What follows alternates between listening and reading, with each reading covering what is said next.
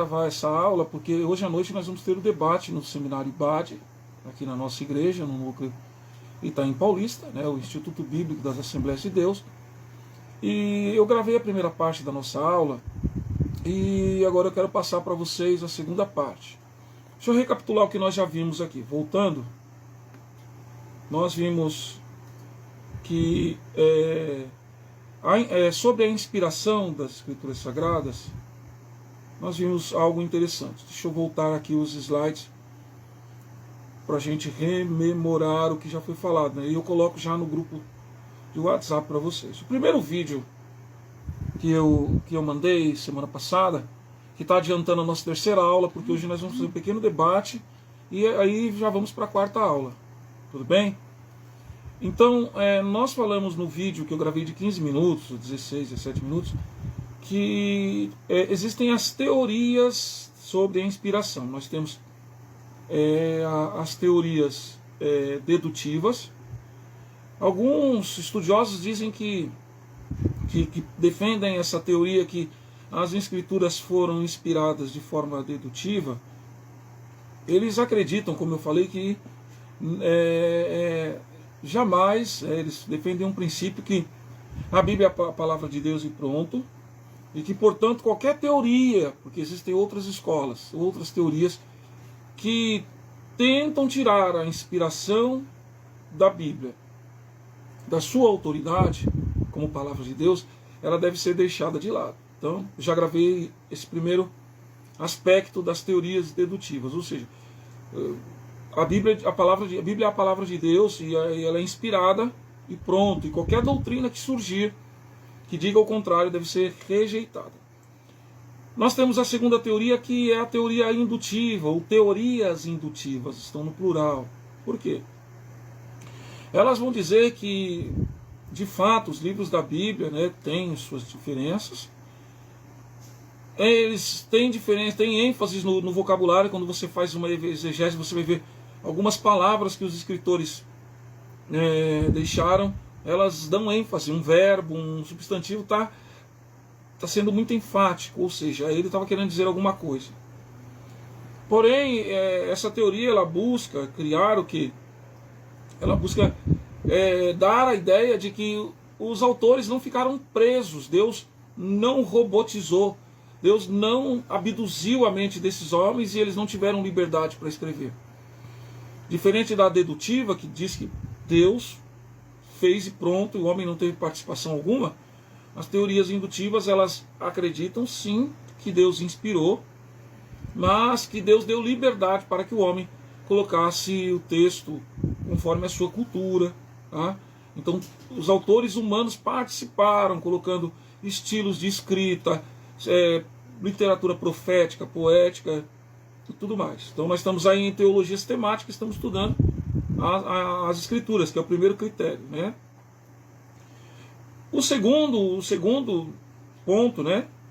As teorias dedutivas, que diz que o homem não tem participação alguma, delas saem duas teorias. A do ditado, alguns dizem que Deus ditou, foi um ditado e o homem só escreveu, não teve participação alguma.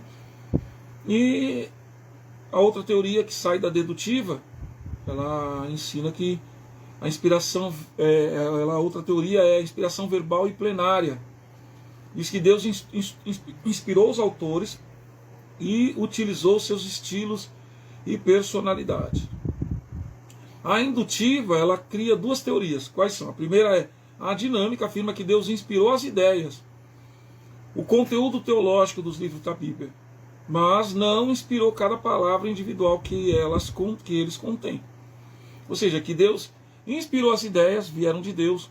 A teologia também é divina, mas as palavras os autores escreveram. Por exemplo, o logos, como eu dei o exemplo do logos filosófico, a palavra logos no contexto filosófico, na língua grega, antes de surgir no Novo Testamento, ela tinha um outro significado. E João pega, e o João usa muito logos, e ele reveste essa palavra de teologia.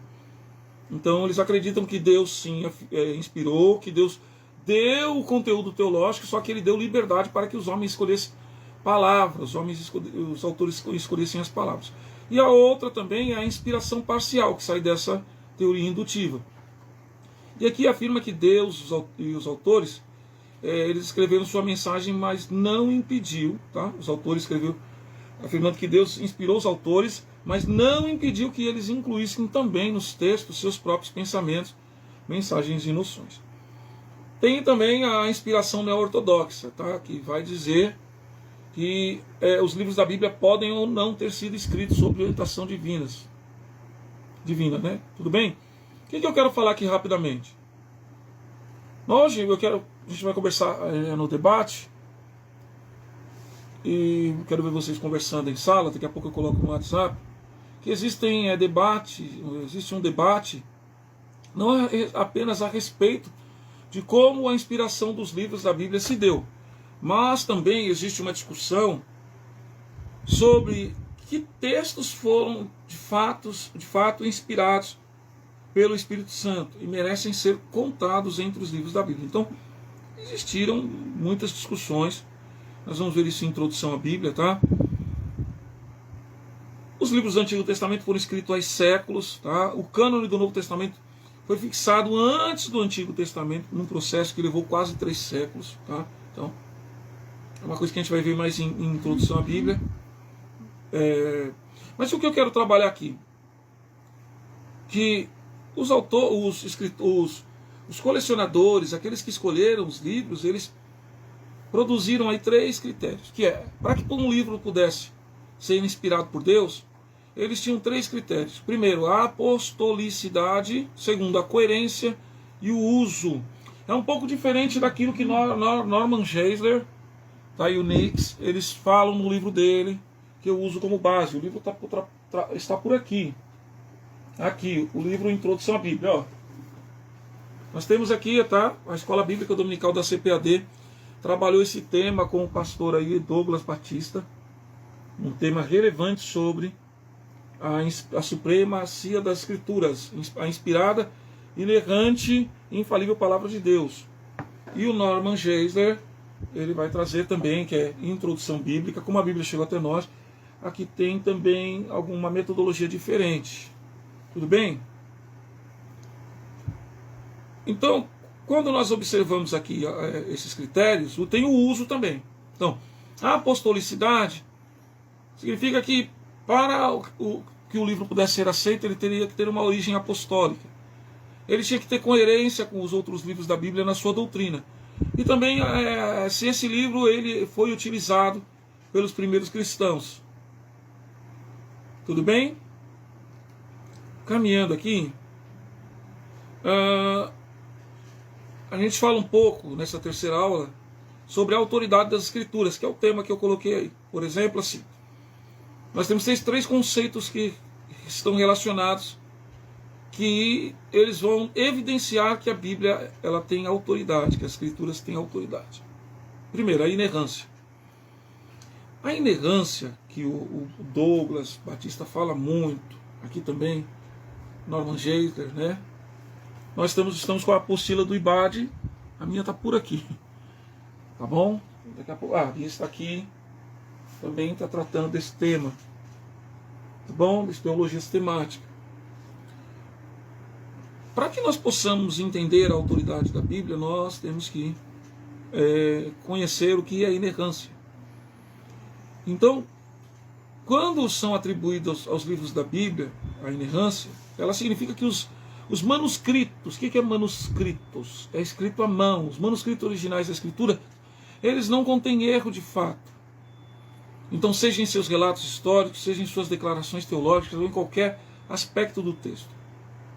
A inerrância vai dizer que não, a Bíblia não errou. Não adianta, mas a teologia neo-ortodoxa, o modernista, vai tentar achar erros.